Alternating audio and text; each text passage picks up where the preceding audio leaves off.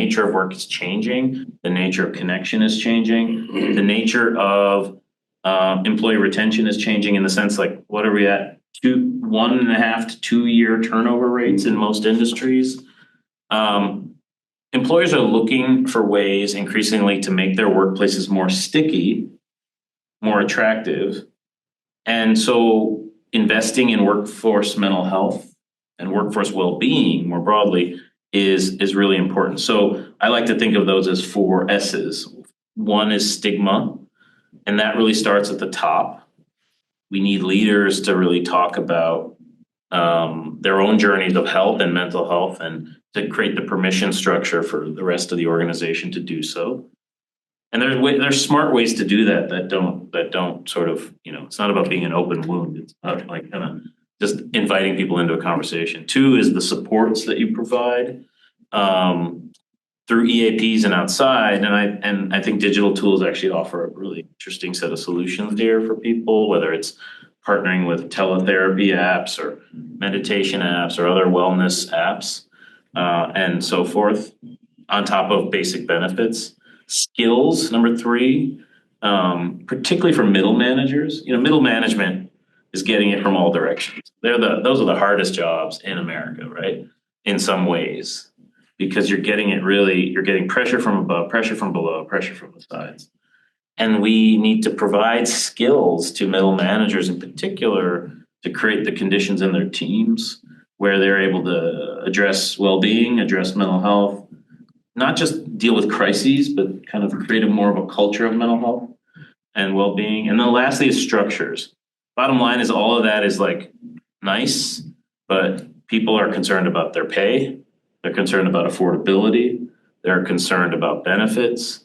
And we need more employers talking openly about the connections between those basics and employee well-being.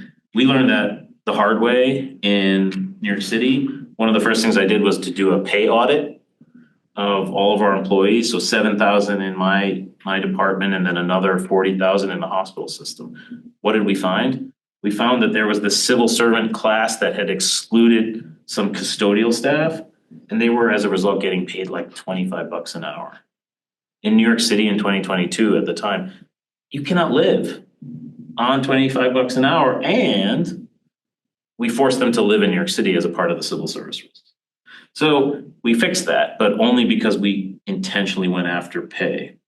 Last thing I'll say is, and it's something we learned from our work on Healthy NYC, which was our big population health initiative, is that employers are dying to participate in the health of their communities.